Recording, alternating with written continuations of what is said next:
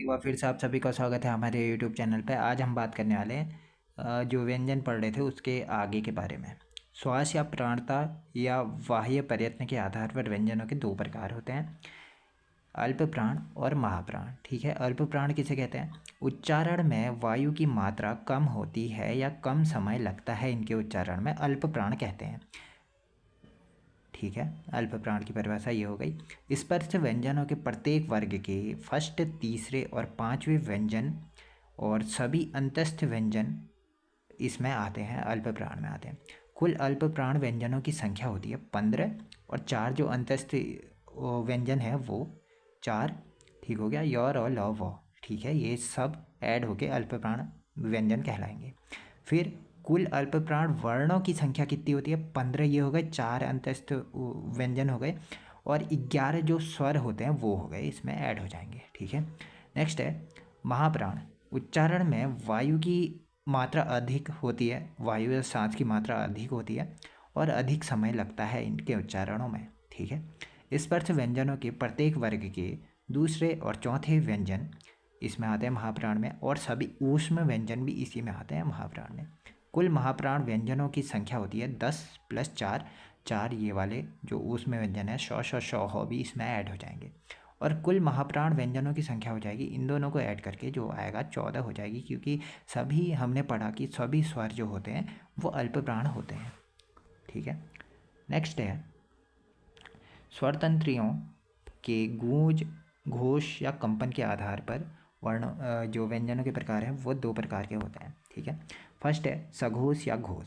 उच्चारण में गूंज, कंपन या घोष उत्पन्न होता है जिसमें उसे कहते हैं सघोष या घोष। स्पर्श व्यंजन के प्रत्येक वर्ग का तीसरा, चौथा और पांचवा व्यंजन और अंतस्थ व्यंजन योर और लौ वो और एक ऊष्म व्यंजन हो भी इसमें ऐड हो जाता है, इसे कहते हैं सघोष व्यंजन। ठीक है, सघोष व्यंजन,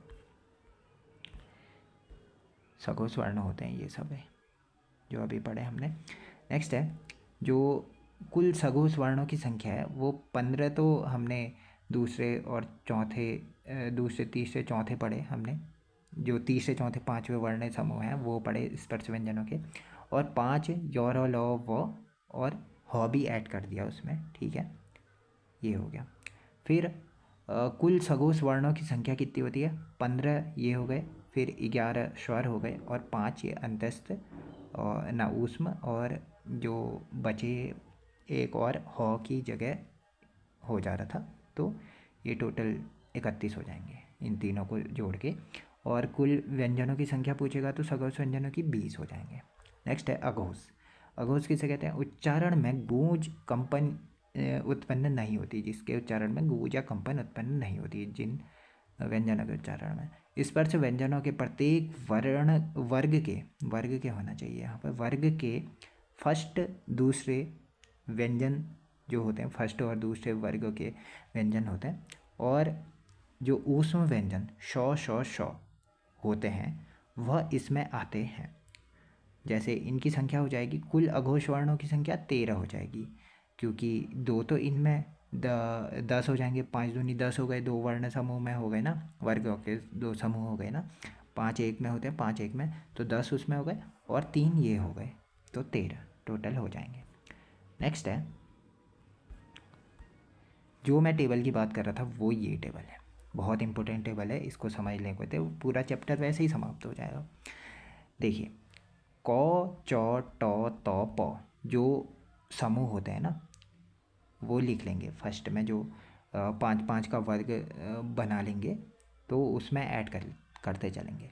क वर्ग, च वर्ग, ट, जैसे क ख ग घ अंग 5 हो गए ना, फर्स्ट वो ग्रुप कंप्लीट हो गया।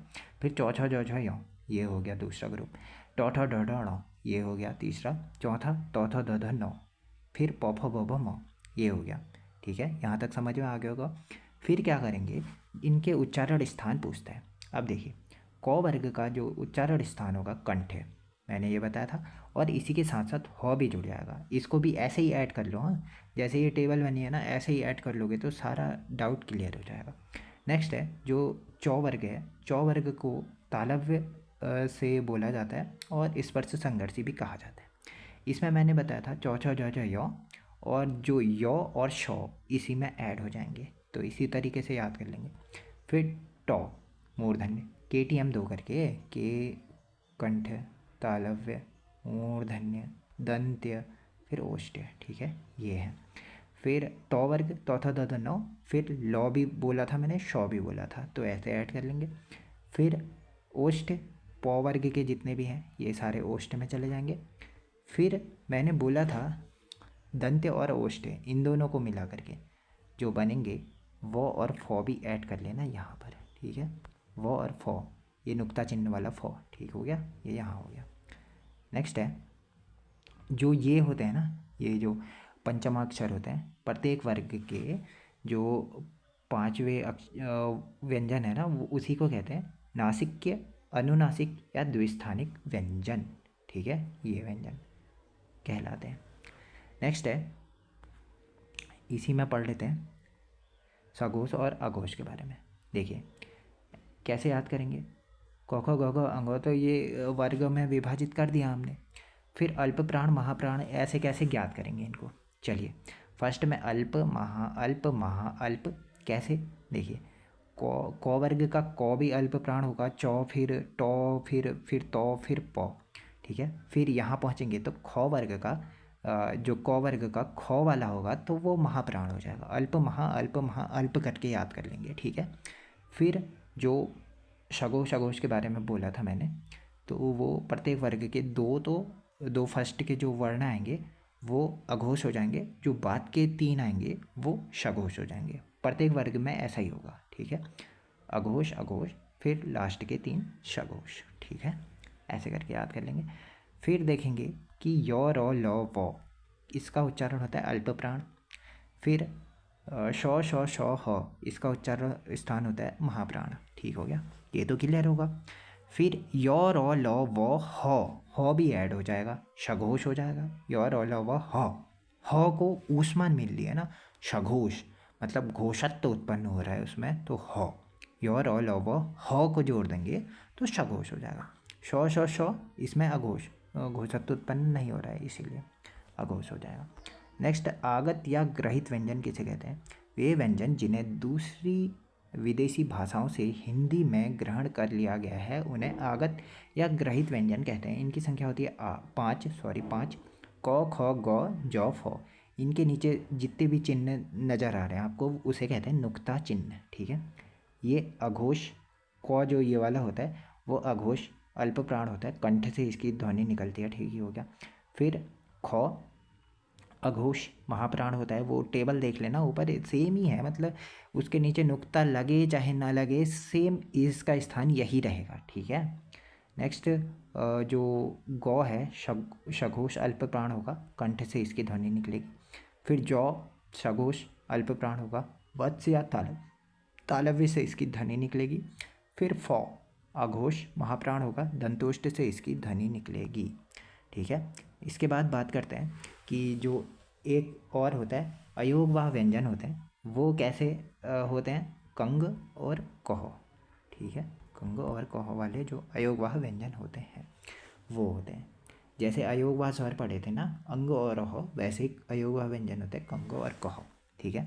नेक्स्ट पेशीय तनाव के आधार पर व्यंजनों के प्रकार होते हैं कठोर व्यंजन जिसे कहते हैं कठोर व्यंजन, अघोष और महाप्राण को कठोर व्यंजन कहते हैं। शिथिल व्यंजन किसे कहते हैं, सघोष और अल्प प्राण व्यंजनों को शिथिल व्यंजन कहते हैं।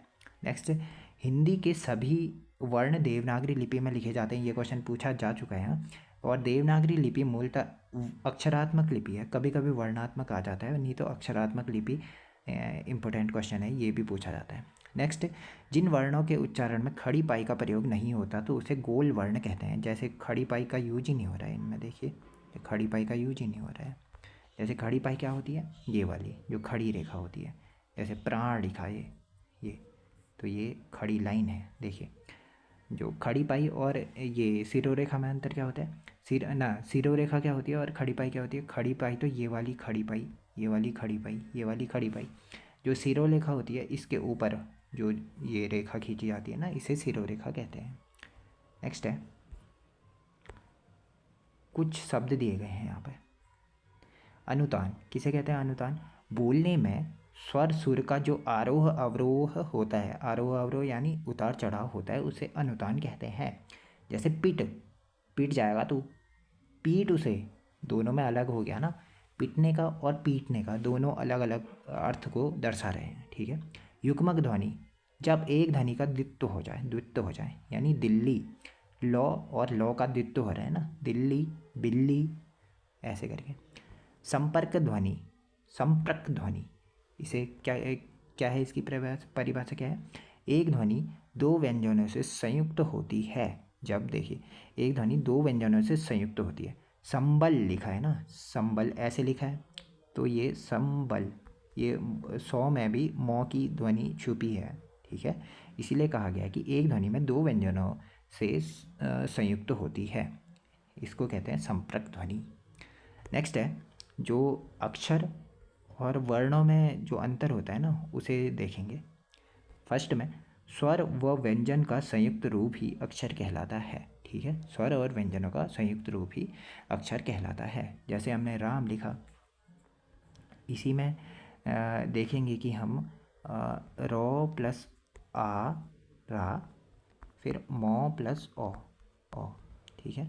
अक्षर भी है ना, देखिए व्यंजन भी है, व्यंजन भी है और स्वर भी है, दोनों का संयुक्त रूप है। दो या दो से अधिक मूल ध्वनियों या वर्णों से मिलकर अक्षर बनते हैं, ठीक है। इनके उच्चारण में एक समान ध्वनि एक समान लय में उच्चारित होती है तथा हम ध्वनि लय को तोड़ नहीं सकते, जैसे राम, कमल, खाना, ETC, ठीक है। ये कभी कभी ये क्वेश्चन पूछ लिया जाता है कि एक अक्षर के शब्द कौन कौन से हैं। एक अक्षर यानी एक अक्षरी, मतलब एक अक्षर होगा उसमें। देखिए एक अक्षर आ हो गया, फिर आ हो गया, फिर ऊ हो गया, यहाँ पर ऐसे करके ज्ञात कर लेंगे इसको। जब एक अक्षरी मतलब एक झटके के साथ जो अक्षर बोले जाएंगे उसे एक अक्षरी, द्विअक्षरी दो झटकों के साथ जो अक्षर बोले जाएंगे उसे द्विअक्षरी, तीन अक्षरों के साथ तीन झटके में बोले जाएंगे, चार अक्षर चार झटके में बोले जाएंगे, पांच अक्षर पांच झटके में बोले जाएंगे। जैसे आ जाओ, आप, कुल, खग, गोल और श्वास, ठीक है। ये सारे एकाक्षरी हैं, ये श्वास वाला पूछा जा चुका है। और मेन क्वेश्चन ये है कि वर्ण और अक्षर में क्या अंतर है। वर्ण किसे कहते हैं? वर्ण भाषा की सबसे छोटी इकाई जिसके खंड नहीं कर सकते। देखिए जैसे स्वर रहित जब करेंगे ना, व्यंजनों को स्वर रहित करेंगे, स्वर रहित करेंगे तो ऐसे लिखते हैं, ठीक है। अब ये वर्ण तो हो गए, ठीक है, वर्ण तो कहलाएंगे ही, क प्लस अ, ये दोनों ही वर्ण कहलाएंगे, ठीक है, दोनों ही वर्ण तो कहलाएंगे ही। फिर अक्षर क्या होता है? जो ये क है, जो ये ख है, ये अक्षर कहलाएंगे, क ख ये वाले जो ये कहलाएंगे वह कहलाएंगे वर्ण कहलाएंगे। तो ये क्वेश्चन बनता है सभी वर्ण अक्षर हैं, ठीक ही हो गया, सभी वर्ण अक्षर ही हैं, ठीक है। ये वर्ण यहीं से तो निकल के आया है, देखिए क प्लस ओ, ये वर्ण, ये जो वर्ण निकला तो वो यहीं से तो निकल के आया, अक्षर से ही तो निकल के आया। तभी कहते हैं कि सभी वर्ण अक्षर होते हैं पर सभी अक्षर वर्ण नहीं होते। सभी अक्षर वर्ण कैसे हो जाएंगे? अब ये अक्षर है तो ये वर्ण कहलाएगा? नहीं कहलाएगा जब तक कोई इसमें हलंत नहीं लगेगा, ठीक है। नेक्स्ट है, कुछ बातें और हैं। दो प्रकार के अक्षर होते हैं, बद्धाक्षर और मुक्ताक्षर। बद्धाक्षर किसे कहते हैं? अंतिम ध्वनि व्यंजन को बद्धाक्षर कहते हैं और मुक्ताक्षर अंतिम ध्वनि स्वर को मुक्ताक्षर कहते हैं, ठीक है। आज ये ख़त्म ही कर लेते हैं। रेप चिन्ह क्या होता है? जब रॉ का चिन्ह जब व्यंजन वर्ण के ऊपर लगाया जाता है तो उसे रेप चिन्ह कहते हैं। जैसे गरम, नरम ऐसे करके लिखा ना, गरम, जो ये रॉ ऊपर वाला है तो उसे रेप चिन्ह कहेंगे। नेक्स्ट है हलंत किसे कहते हैं? जब व्यंजनों के नीचे जब एक तिरछी रेखा लगाई जाती है उसे हलंत कहते हैं। हलंत लगाने का अर्थ क्या है? मतलब कि व्यंजन में से स्वर वर्ण का अभाव है, ठीक है, व्यंजन में से स्वर वर्ण का अभाव है। जैसे क, ऐसे हलंत लगा दिया ना तिरछी रेखा, तो इसे हलंत कहते हैं। नेक्स्ट है बलाघात या स्वराघात किसे कहते हैं? इसे कहते हैं भैया जब ये बलाघात तीन प्रकार के होते हैं, वर्ण बलाघात, शब्द बलाघात और वाक्य बलाघात। ये क्या होते हैं? जब किसी वर्ण में बल देने पर उसके अर्थ में जो अंतर आता है उसे वर्ण बलाघात कहते हैं। आप किसी शब्द में देंगे तो शब्द बलाघात हो जाएगा, वाक्य में देंगे तो वाक्य बलाघात हो जाएगा, ठीक है, ये अंतर होता है। और वर्ण संयोजन, वर्ण वियोजन, ठीक ही हो गया। वर्ण वियोजन मतलब अलग करना, वर्णों को अलग करके लिखना। किसी वर्णों के समूह आएगा जब, उसको अलग अलग करने की प्रक्रिया को ही वो कहेंगे वर्ण विच्छेदन या वर्ण वियोजन। ये वर्ण विश्लेषण वाले टॉपिक में, जो शुद्ध वर्तनी वाले में है ना, उसी में आता है ये टॉपिक। अभी बाद में कंप्लीट कर लेंगे। खाली एक चीज़ देख लो कि कमल लिखा है, ऐसे करके कमल लिखा गया है, ठीक है। कमल को कैसे लिखेंगे, क और इसके नीचे हलंत लगाएंगे क, ठीक हो गया। क प्लस मौ, हलंत आएगा, फिर औ, फिर लौ, लौ के नीचे हलंत आएगा, फिर ओ आएगा, ठीक है, ओ आएगा। ऐसे करके तोड़ेंगे तो ये होता है वर्ण वियोजन, ठीक है। और वर्ण संयोजन क्या होता है, जब किसी स्वर का किसी अन्य किसी व्यंजन से योग होता है, वर्ण संयोजन कहलाता है। जब स्वर का किसी व्यंजन से योग होता है, वर्ण दो प्रकार के होते हैं ना, स्वर या व्यंजन, तो दोनों से मिल करके बन जाएंगे, ठीक है। जब बिखरे हुए वर्ण समूह को मिला करके शब्द निर्माण किया जाता है तो उसे जैसे हमने कमल लिखा था, क प्लस ओ करके लिखा था, उसी का संयुक्त करके जोड़ना ही वर्ण संयोजन कहलाता है। युक्त। अब उसके बाद बात कर लेते हैं थोड़ा सा द्वितीय व्यंजन। तो बता ही दिया था मैंने, समान व्यंजन जब आपस में जुड़ते हैं तो द्वितीय व्यंजन कहलाते हैं करके। जैसे दिल्ली बिल्ली वाला जो एग्जाम्पल लिया था वो हो गया, ठीक है। और संपर्क ध्वनि बता ही दिया था, और ये चीज़ें हो गई। हाँ, और थोड़ी बहुत और चीज़ें हैं, जैसे ये जो चिन्ह लगता है ना, देखिए थोड़ा वैसे बता देता हूँ मैं। जैसे ये है, ये अनुस्वार चिन्ह होता है, ठीक ही हो गया, ये तो पता ही होगा आपको। जैसे ये हो गया, ये नुक्ता चिन्ह हो गया, यहाँ पर जो क ख के उसमें लगता है। और जो नीचे लगता है ये द्विगुण या जो फेका चिन्ह होता है, जो डॉ और ढौ में लगता है ना, वो वाला फेका चिन्ह होता है। और जो ये वाला होता है, ये मैंने बता ही दिया। जो इस साइड को लगता है, ये लगता है पंचमाक्षर में जो लगता है ना, ऐसे वाला डॉ जब लिखते हैं तो उसमें लगता है ये चिन्ह, ठीक है। और कुछ चीज़ें और हैं। अकारांत किसे कहते हैं, अ वर्ण जिन शब्दों के अंत में लगता है तो उसे अकारांत कहते हैं। जन, जन लिखा ना, जैसे जन लिखा ये नो, ओ की ध्वनि छुपी रहेगी लास्ट में, ठीक है, और अकारांत हो जाएगा। फिर आकारांत किसे कहेंगे, वह शब्द या पद जिसके अंत में आ वर्ण छिपा रहता है। जैसे सुना, सुना लिखा है मैंने, सुना, आ की ध्वनि निकलेगी, अकारांत हो जाएगा, आकारांत हो जाएगा। इकारांत वैसे ई की ध्वनि निकलेगी, इकारांत हो जाएगा। ऊ की ध्वनि निकलेगी, उकारांत हो जाएगा। ए की ध्वनि निकलेगी, एकारांत हो जाएगा, ठीक है। और लास्ट चीज़ बची है कि व्यंजन गुच्छ किसे कहते हैं। जब दो या दो से अधिक व्यंजनों के परस्पर संयोग से एक नया शब्द बनता है तो उसे व्यंजन गुच्छ कहते हैं। जब दो या दो से अधिक व्यंजनों के परस्पर संयोग से जब होता है ना उसका संयोग, तो उससे जब बनती है तो उसे व्यंजन गुच्छ कहते हैं। एक और परिभाषा है इसकी, जब कोई व्यंजन वर्ण किसी अन्य व्यंजन वर्ण से सहयोग करे तो उसे व्यंजन गुच्छ कहते हैं, ठीक है। तो ये रहा हमारा वर्णमाला वाला चैप्टर समाप्त होता हुआ। यहाँ पे स्वरों के बारे में पढ़ ही लिया, अक्षर, वर्ण, ये सारी चीज़ें पढ़ ही ली हमने। इसके बाद बात करेंगे शब्द विचार के बारे में। Thank you. आज की इस वीडियो में इतना ही करते हैं, नेक्स्ट वीडियो में मिलते हैं। Thank you.